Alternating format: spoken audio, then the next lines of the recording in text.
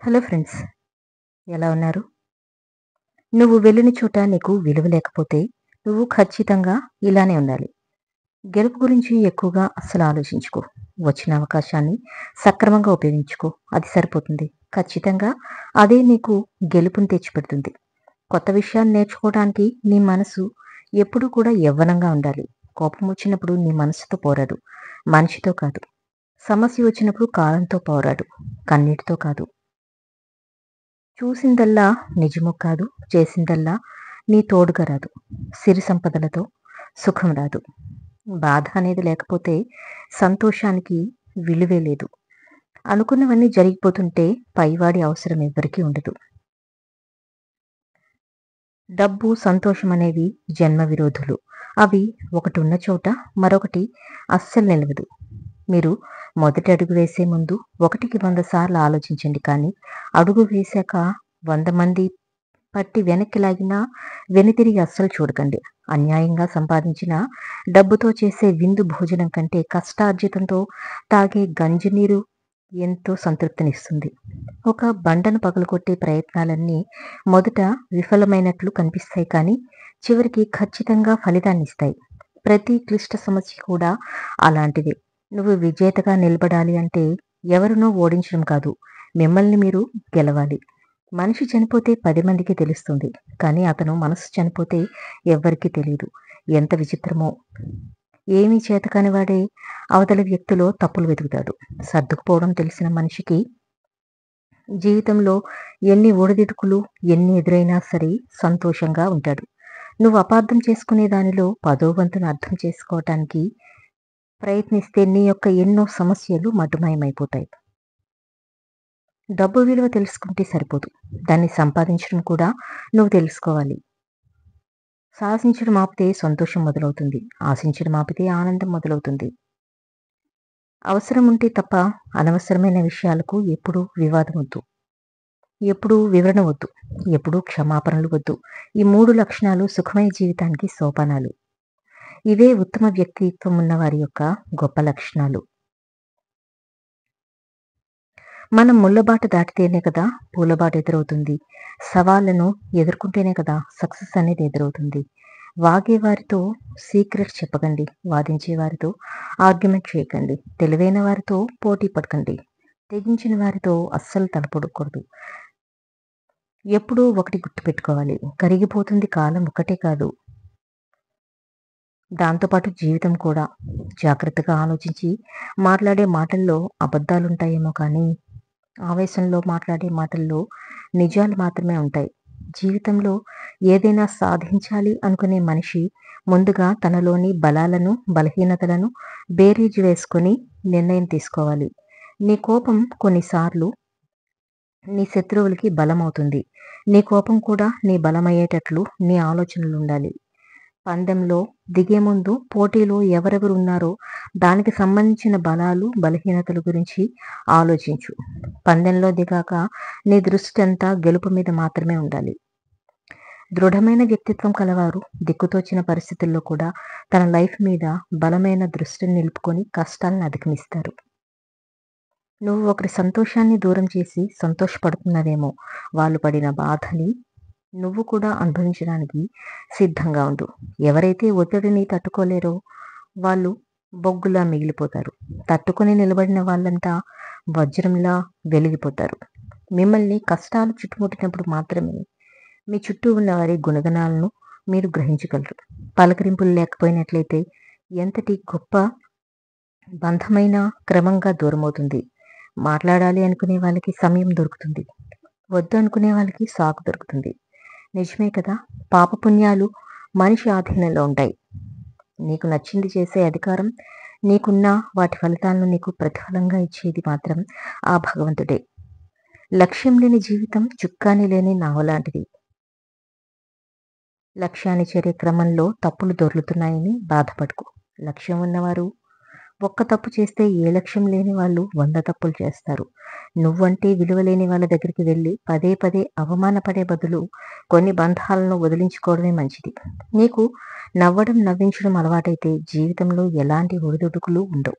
అందుకే నవ్వుతూ నీ రోజుని ప్రారంభించు. నువ్వు ఆకలితో ఉన్నా ఒక్క జీవికైనా కడుపు నింపి చూడు. ఆ రోజు నీ మనసుకి ఎంత తృప్తిగా ఉంటుందో.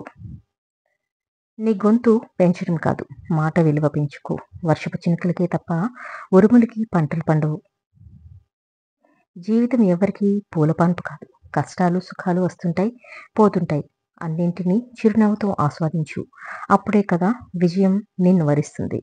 మన మనసుకి ఆశ ఎక్కువ. నచ్చిన ప్రతిదీ కావాలంటుంది. కాలానికి క్లారిటీ ఎక్కువ. ఎవరికి ఏది ఇవ్వాలో అదే ఇస్తుంది. నీ పని నువ్వు రేపటికి వాయిదా వేయకు. ఎందుకంటే రేపు మరో పని నీ ఇంటి ముందు ఎదురు చూస్తూ ఉంటుంది. నీ ప్రమేయం లేకుండా నిన్ను ఎవరూ నాశనం చేయలేరు. అది తెలుసుకుంటే నువ్వు ఒకరిని నిందించే అవసరం ఎప్పుడూ రాదు. ఎదుటివారికి విసుగు పుట్టించే కన్నా నువ్వు మంచిగా క్లుప్తంగా ఉండడమే మంచిది.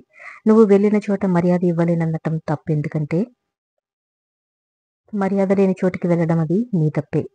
ఎప్పుడు కూడా నువ్వు పొరపాటును కూడా అలాంటి చోటికి వెళ్ళకు. వీరుడు అపజయాలను చూసి కృంగిపోడు. విజయం సాధించే వరకు పోరాటం చేస్తూనే ఉంటాడు. గతం లేని వాళ్ళు, గాయం కాని వాళ్ళు ఈ సమాజంలో ఎవ్వరూ లేరు. దానిలో మీరు కొత్త కాదు, నేను పాత కాదు. నిజమేనా? ప్రపంచంలో మీకు వేరే శత్రువులు కానీ మిత్రులు కానీ ఉండరు. మీ నడవడికే మీకు మిత్రులను కానీ శత్రువులను కానీ సంపాదించి పెడుతుంది. కాస్త ఓపిక పట్టు, అన్నీ తేలుతాయి. పుట్టుక నుంచి మరణం వరకు సాగే పయనంలో నిన్ను నమ్ముకున్న వాళ్ళ కోసం బాధ్యతతో బ్రతకడమే విజయం అంటే. జీవితం ఎప్పుడూ ఒకేలా ఉంటే బోరు కొడుతుంది కదా. అందుకే సమస్యలు, సవాళ్ళు, మలుపులు, సమస్యలు అన్నీ వస్తుంటాయి. నీకు గౌరవం పెరిగిందని గతం మర్చిపోకు. అవసరం తీరిందని అయిన వాళ్ళని మర్చిపోకు. జాగ్రత్తగా ఉండు. నువ్వు నీడను చూసి భయపడితే భయపడకు. ఎందుకంటే దగ్గరలో వెలుతురుంటేనే కదా నీకు నీడ పడుతుంది. గోర్లు పెరిగినప్పుడు గోలను కత్తిరిస్తాం కానీ వేలను కత్తిరించం కదా. అలానే మనస్పర్ధలు వచ్చినప్పుడు కోపతాపాలను కత్తిరించాలని కానీ బంధాలను, బంధుత్వాలను కాదు. నీ సంపద శాశ్వతం కాదు, జీవితము శాశ్వతం కాదు. శాశ్వతంగా నిలిచేది ఒకే ఒక్కటి, అది నీ మంచితనం. నాన్న మాటల్లోని గొప్పతనం నీకు అర్థమయ్యేసరికి నీ మాటలు తప్పుపట్టే కొడుకులు సిద్ధంగా ఉంటారని గుర్తుంచుకో. పట్టుపరుగులపై పడుకుని కూడా నిద్రరాగా అవస్థలు పడే ధనవంతుల కన్నా కటిక నేలపై పడుకుని గాఢ నిద్రపోయే పేదవాడే క్షమాపణ కోరితే తప్పు చేసినట్టు కాదు, రిలేషన్కి ఎక్కువ విలువ ఇస్తున్నట్టు. వారి అవసరం మనకు ఉందని తెలిసినా వదిలేసి వెళ్ళిన వాళ్ళని, మన అవసరాన్ని తెలుసుకొని అడగకుండానే సహాయం చేసిన వాళ్ళని ఎప్పటికీ మర్చిపోకూడదు. మనుషుల స్వభావం రెండు రకాలు. అవసరమైనప్పుడు తేనెలా తీయగా మాట్లాడతారు, అవసరం తీరాక తేలులా కుట్టినట్లు మాట్లాడతారు. జాగ్రత్తగా ఉండు. కొంచెం నువ్వు ఏమరపాటుగా ఉన్నావా అమాంతం నిన్ను మింగేస్తారు. నువ్వు ఎంత జాగ్రత్తగా ఉంటే నువ్వంత సంతోషంగా ఉండగలవు. గెలిచిన వాళ్ళని ఎప్పుడూ ఆదర్శంగా తీసుకోండి, ఓడిన వాళ్ళను అనుభవంగా తీసుకోండి. అప్పుడే జీవితంలో ఏదైనా సరే సాధించగలరు. పదవిలో ఉన్నప్పుడు పనికి మాలినవాడు కూడా గాలిపటంలా ఎగురుతాడు. దారం తెగితే కానీ అర్థం కాదు నా ఆధారం భూమిపైనే ఉంది అని. ఏ కారణం లేకుండా ఏ కష్టమూ రాదు, ఏ సంతోషమో నిన్ను చేరదు. ఎందుకంటే కష్టమైనా సంతోషమైనా ఎప్పుడూ కూడా మనిషి మంచి కోసమే వస్తాయని గుర్తుంచుకో. జీవితంలో ఏది సాధించాలన్నా ముందు ఓపికగా ఉండడం అవసరం. అలా ఉంటేనే కదా విజయాలనేవి మనల్ని చేరుతాయి. నీ దగ్గర టాలెంట్ ఉన్నప్పుడు మాట్లాడడానికి సిగ్గుపడకు. నీ దగ్గర టాలెంట్ లేనప్పుడు మౌనంగా ఉండడానికి భయపడకు. అప్పుడే ఏదైనా నేర్చుకోగలవు, ఎక్కడైనా సరే రాణించగలవు. నిజమే కదా. మంచి అందంతో పుట్టడం అనేది మన చేతుల్లో ఉండదు, కానీ మంచి వ్యక్తిత్వం అనేది ఖచ్చితంగా మన చేతుల్లోనే ఉంటుంది. నిన్ను సంతోషపెట్టే వాళ్ళంతా మంచివాళ్ళు, నిన్ను బాధ పెట్టే వాళ్ళంతా చెడ్డవాళ్ళు అని అనుకుంటే అది నీ మూర్ఖత్వం అవుతుంది. మీరు ఎప్పుడూ మూర్ఖులతో వాదన పెట్టుకోవద్దు. ఎందుకంటే వారు ముందు మిమ్మల్ని వారి స్థాయికి దిగజారుస్తారు. ఆ తర్వాత వారికి ఉన్న అనుభవంతో మిమ్మల్ని ఓడిస్తారు. జాగ్రత్తగా ఉండండి. కోపం అనేది మంచివారికి కలిగినా చెడ్డవారికి కలిగినా అది ఇతరులకు కూడా హాని కలిగిస్తుంది. అగ్ని అనేది గంధపు చెక్కను కానీ మరొక కర్రను కానీ సమానంగానే కాలుస్తుంది. జాగ్రత్తగా ఉండాలి. జీవితంలో అందరూ చేసే తప్పు ఇదే. సంపాదించిన దాంతో తృప్తి పడకుండా, ఇంకా సంపాదించాలి అనే ఆరాటంతో మనకి ఉన్నదాన్ని కూడా అసలు ఆస్వాదించలేరు. ఎంత విచిత్రమో చూడండి. నీరు వాడకం లేకపోతే పాచు పడుతుంది. ఇనుము తుప్పు పడుతుంది. అలానే మాటలు లేకపోతే మమతలు మాయమవుతాయి.